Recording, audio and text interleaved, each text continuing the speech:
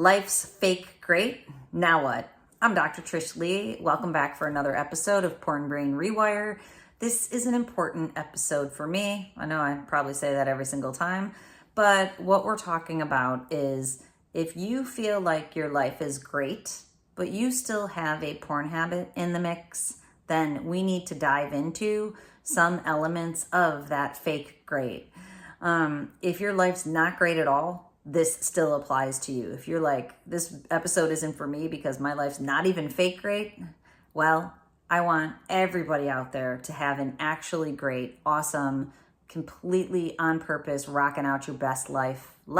So that's what this episode's about. But I came up with the term fake great a long time ago during a very challenging time in my life. And, you know, people go, "Hey, Trish, how you doing?" And I'd be like, "I'm fake great. How are you?" It's pretty wild how nobody stopped me to ask me why I was fake great instead of great. Nobody wants to hear your pain and your turmoil, right? So, but if you've known me, you know, transparency is an important thing for me. So I came up with fake great, and there's some stories there that the besties could tell you during some of those fake great moments. Anyway, it became my saying for a little while, and thankfully I'm no longer fake great because I did what I needed to do to get back to being great.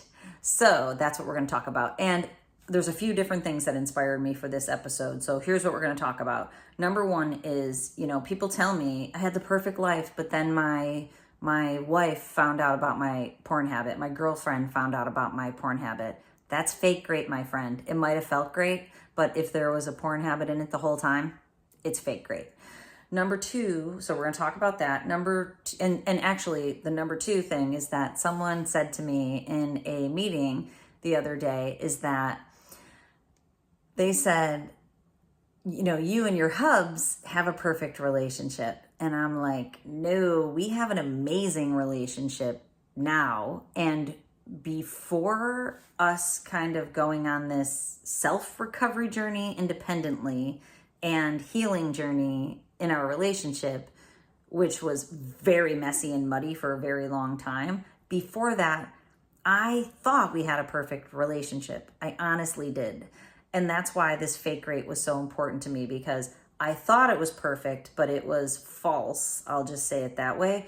Then it got totally like a shitstorm. So it was fake great to the world and just really difficult for me. But then as I moved through that, I've gotten to amazing, nowhere near perfect, but now we have skills and we can approach things in a totally different way than we did before. So I'm going to talk about that. And so then in that progression, so stay with me on that because that's really important. And then in this episode, I'm going to talk about, I was on social media and I saw a post. I'm never on social media. I was on there for something, and I saw a post by someone who's an esteemed professional who's followed by a lot of people, and they have a lot of posts about healing and recovery. And one of the posts was about basically like blaming it felt blamey to me, so this is my perception, of course, blaming your unhealed parents for your mess. And then the next post was, you know, if you're unhealed, you have all the power to heal yourself. And I wanted to dig into that because intergenerational trauma and breaking this whole legacy effect of whatever junk you have going on, and especially if it's porn consumption or anything sexual in nature, we need to dive into that. And so I wanted to talk about that because honestly, it chapped my arse just a little bit. And when things chap my arse, it's usually because I think there's a message in there that is, and again, it's my perception, but it's a message in there that isn't being communicated in a really healing way. And then, of course, last is going to be your brain hack strategy for the day on how to stop fake great. Think about your relationship, see if it's false perfect, see if you're in the mess of the fake great, and that's what you tell people because you're not great at all, but you're working on it, or if you're moving past all of it into a truly amazing life that's healing, and it's not all the way healed because it never can be, but you're in process for the rest of your life. Okay, so that's going to be the brain hack at the end. Okay, so let's dive into first, what is false perfect in your life and in your relationship. So When I was young, you've heard me talk before, that I definitely was the black sheep of the family. So unironically, I have a child who's the total black sheep of our family. But, as the black sheep, I never felt like I fit in. And still to this day, and if my sisters or brothers watch this, they'll probably be mad, but the way that I see it is they all have very similar relationships with their partners. They all have very similar relationships, which are very similar to the relationship of my parents. Did you follow me? So my parents have a codependent relationship where there's a lot of enmeshment. It's intertangled, they don't really have strong self-identities, and they haven't for a really long time. And it's problematic for sure. And they're just ignoring it because in my family of origin, as we call it, we just ignore conflict. It makes it easier. But as I was growing up, as conflict would come to me, or, it'd land in my lap, I've trained myself to approach and engage, which is going to be one of your brain hack strategies for the day. But I've taught myself, okay, there's conflict. No, I don't want to have conflict, but I do. So since there's conflict, I will approach and engage and resolve, because nothing gets resolved unless you know how to approach and engage in an emotionally healthy way. So my relationship was like my parents originally. It was false perfect. No conflict, because there was never any approaching and engaging. And my husband wouldn't approach and engage when he felt that conflict. And then what happens is it just brews contempt for each other, because ultimately you're not on purpose in your life because you're defaulting to this medium mode. And a way that I talk about it is, and my parents still do it, my parents will watch Dancing with the Stars at night. But here's the issue. Neither of them actually like Dancing with the Stars.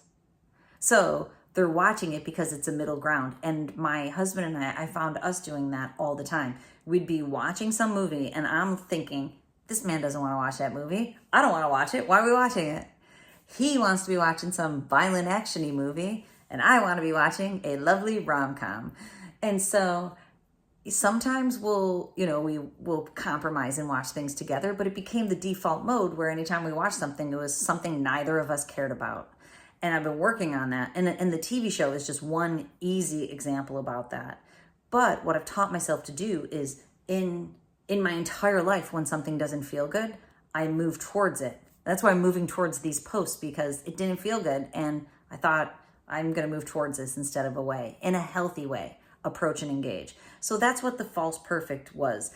My relationship was like my parents, like my family's. So I fit in, except for it did not make me feel good because they're actually emotionally immature, unhealthy patterns.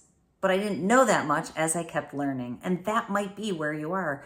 You might just be fitting in your family, but in your heart, you don't feel settled. And you don't know why. It's just the default mode of the programming of your family isn't working for you. False perfect. And now if you are self-soothing with porn, we know there's a shame element to it. And so let's just say you have a false perfect relationship, but there's porn in the mix and you're not being honest with your partner, which brews shame, then it can't be perfect. That's false perfect, because you're not being honest. You're not being your true self. You can't have a perfect relationship unless all the cards are on the table. And there's no such thing as a perfect relationship, but you can't have a healed relationship unless the cards are on the table. And that doesn't mean you have to give every single nitty-gritty about yourself, but it does mean you have to share the important parts. And you've probably heard me say before, it's like the board game of life. In a relationship, we think we have one board game, and our relationship is the board game, but we don't. We have two board games. Your spouse, your girlfriend, your partner has one board game of life with rules and goals and outcomes and happiness, and you have a different board game, which provides you happiness, and you have your own rules. But each of those board games has overlapping rules if you're going to be in a relationship, primarily parenting, money, and sex. But there could be other things. Food, you eat the similar foods. You enjoy some of the same activities. But Your partner enjoys some activities without you, and you should enjoy some activities without your partner. And there's respect there. So there's shared rules across the board game.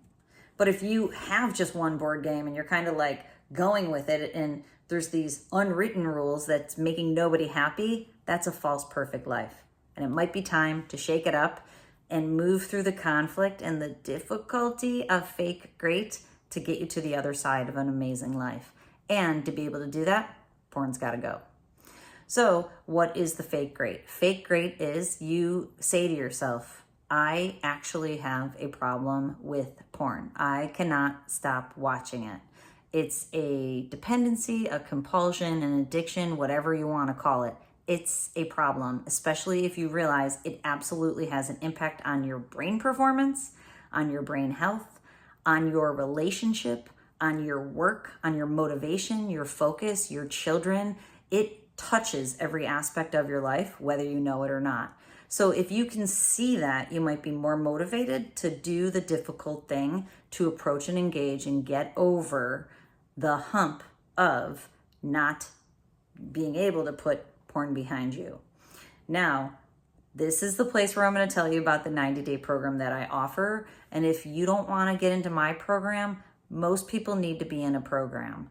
So I think there's over 700 free videos on YouTube at the recording of this podcast, 700 videos to help you. And I get emails from people every single day thanking me for that free content to be able to help them. And they're done. They're out of the woods on this thing. Most people benefit from a program that moves them through the beginning, the middle, and the end of what is definitely a process that falls out in the same or similar way for most people. And that's because porn addiction and all the pieces that come with it are like a puzzle. Some people's puzzle has 50 pieces in it. Some people's puzzle has 1,000 pieces in it. But many of the pieces are the same pieces. In the 90-day program that I offer, we explore all 1,000 pieces, and then you decide which ones are the important ones for you, and you put those puzzle pieces in place. If you are not able to do that alone, we have coaching that goes along with that program for the support that you need to move through the program, implement all the strategies, put those puzzle pieces in place to be able to move to the other side of it. Within 90 days or 90 days later, you know which puzzle pieces you need help with. That's the deal in the 90-day program. It's an unwire, rewire, hardwire program. And the reason I want to share it here is because the next thing we're going to talk about in this podcast is an unwire and a rewire aspect. So we have to unwire patterns from the past. You might not even see your patterns from the past. You might need help digging into them. So like the pattern of not approaching conflict. And another thing I've been told in my recovery journey is that I've been taught to misgrade the levels of things that are happening in my life. So something big happens, but I grade it as something that's lower, so I just deal with it instead of going, no, that's a big thing that needs to be addressed. And that's because the big things were never addressed because conflict was not allowed. So now I know I grade things better. I'm like, I need to approach and engage on this because this is bigger than it seems. Even though I can handle it, doesn't mean I should approach and engage.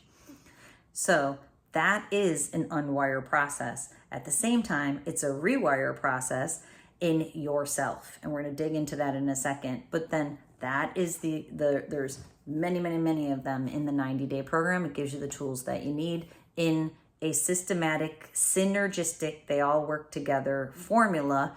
And when you couple it with brain training, which I teach you to do in the 90-day program, you get success that you couldn't if you were doing it alone or just using the videos on YouTube. YouTube videos is like the library. It complements the program that moves you through. The program's like a university class. You start it, you move through it, and at the end, you know what you're doing. Okay, so get in the 90-day program if you are serious about putting false perfect and fake great behind, but it might stir the pot for you a little, and it's designed to. You got to stir the pot so that you can work through it. Okay, let's move on to this post that I'm talking about. So basically it said something to the effect that, and it had like lots of screens that you would swipe, but it was something basically about like, if you're wounded, it's probably because you are the child of an unhealed parent, an emotionally immature parent. And so it was the signs that, your parent is emotionally immature. And the signs are that, they yell, that they don't talk about big issues with you, they pretend that the issues aren't happening, that their mood is unstable, you don't know which version you're going to get. And so it kind of listed that. But it's like, you know what? If you are the product of an emotionally immature, unhealed parent, it's not your fault. Do your work. But it had a blaming element to it. Then the next post is, you can use neuroplasticity to heal yourself and become more emotionally mature. You have the power to do that, recognizing this within yourself. But now here's the discongruency, and honestly, I'm not articulating it as well as I should be, but the discongruency is if you're going to look at the unhealed parts of yourself and try to heal them, you are forgiving yourself for not knowing what you didn't know. But to be able to do that, you have to be able to go ahead a generation and behind a generation. And I've done this work myself. So here's how it looks for me, is that if I'm going to forgive the younger versions of myself for not being able to approach and end conflict and staying in conflict for way too long that it almost took me out, but I learned how to do that over time, I forgive those younger versions of myself. And this is going to lead you to your brain hack for the day. It's all about forgiveness and love. And I know there's some big things in there to forgive, and it doesn't feel like you can love people who have wronged you, and you don't even feel like you can love yourself. So we're going to get there. But is that when you look at those younger versions of yourself, he was doing the best he could with what he had. And this is what I tell myself. Like, I think of, allowing some things to happen in my life and having things done to me. And I'm like, you know what? That girl was doing the best she could with the tools she was taught from the unhealed parents. And my unhealed parents, it's not their fault. They were doing the best that they could with what they learned from their parents who, were alive during depression times. So the blame comes out of it because we're all in the same boat at different levels. And this can go even as big as, if your parents sexually abused you. This is a big one, and I want to go there because I've had this conversation lately too. It's hard to forgive a parent who sexually abused you. You can't go, I forgive you. But when you think about your parent who could do that to you, or even physical abuse, who does that? An unhealthy parent, an emotionally unhealthy parent, is someone who provides abuse on their own child. No healthy parent would ever harm their child. So the reason they did that is because they were doing the best with what they had. And if some parent of yours sexually abuses you, the likelihood that they were sexually abused is very high. It's in the 99 percentile. We know that from intergenerational trauma research. So the element of blame can be shifted to empathy and forgiveness, because you can feel for your parent who didn't have the skills and the capacity to do right by you. They didn't want that. There's no parent who wants that. And think of the things you've done in your life that you regret that you've done.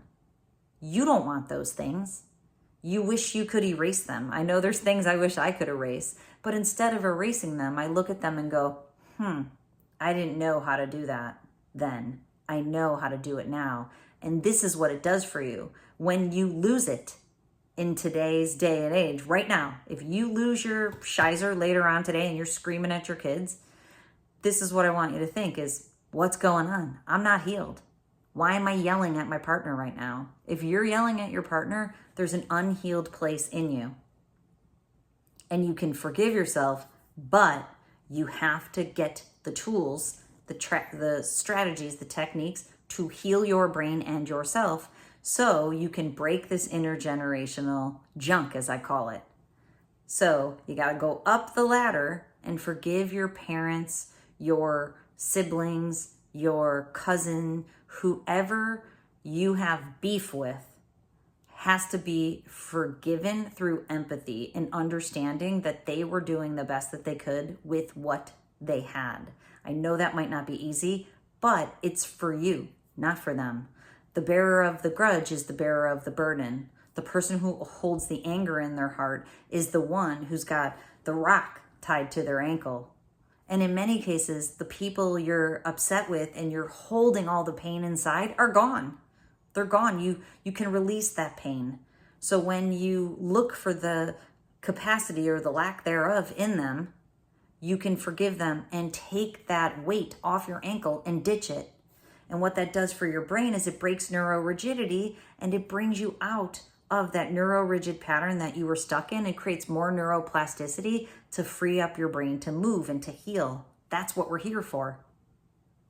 Then when you do it with yourself, you extend yourself a little grace, but you can't just go, okay, I just freaked out on my kids. Sorry about doing that, friend. What you have to do is, I just freaked out on my kids. What is going on with me? Which part of my life is dysregulated? What's happening in my brain? And make a new choice and do a new behavior and act in a new way and think differently, which likely, if that's happening consistently, you can't do without a program or without help, which is why I'm here trying to help you do that. So you got to go up the ladder, and if you have children, you have to go down the ladder. So let's move into your brain hack strategy. One of the brain hack strategies is find all the people who've hurt you. And I know that might be difficult to do. Write it down, do a historical dig, and then try to find the reason they would ever do that. It's going to be a capacity, a lack of emotional maturity. That is the reason that people hurt people. Hurt people is the saying. The only way a person can hurt another person is if they're hurt. They are projecting their wounds, and it happens intergenerationally most times. So find their capacity, and find that in yourself. If your capacity is the same as theirs, make a vow to improve it and increase it, and to grow your action up, and to become more emotionally mature.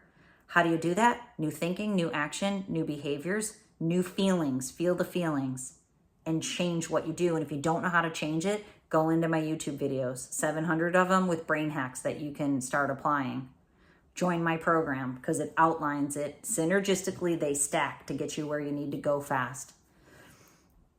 So forgive yourself for the lack of capacity right now. If your kids are doing something that is less than stellar, and I have a lot of kids, I have one who's kind of caught in a little bit, actually I have a few that are caught in spirals. Some are breaking out of them a little bit easier than others. I extend grace to that child, and I'm attempting to co-regulate, and I'm here for that child.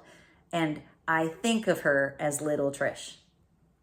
I think of my parents as older me. This is one of your brain hacks. So think of your parent as you, if you were to grow up just the way that you were when you were young, with just their conditioning, because they conditioned you to act in the way that you're acting, but you have to reparent yourself and you have to recondition yourself. That's what my program's about. It's to teach you to act and think and behave and feel in a new way. So you don't end up as a carbon copy of your parents. You end up an amazing life that you're creating for yourself. It's not false perfect. It's not fake great. It's awesome, rocking out your best life. So think of that. All the people who've hurt you, find the lack of capacity, find how you've hurt yourself or other people, forgive all those people by increasing your empathy, which we know is very low when people are caught in a porn habit. When you do that, you're also having empathy for your kids who might, you feel aren't doing right by you. They're trying their best too. You're trying your best, but you're going to try harder by learning more. So that moves us also onto our brain hack strategy of making sure that, it's tri-directional, it's a three-way ladder, not just, you're going to forgive yourself and not go up the ladder and down the ladder.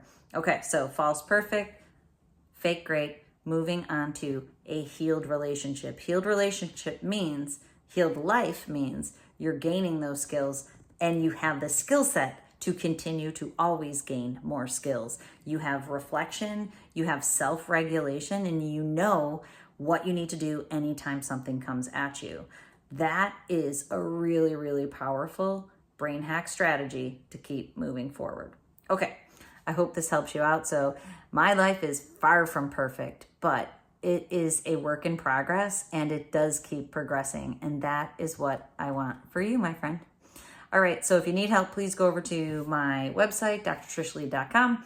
Check out all my programs there. The 90-day program is listed, and if you're not ready to commit to the comprehensive program, at the bottom is the introductory program. And as always, control your brain or it'll control you.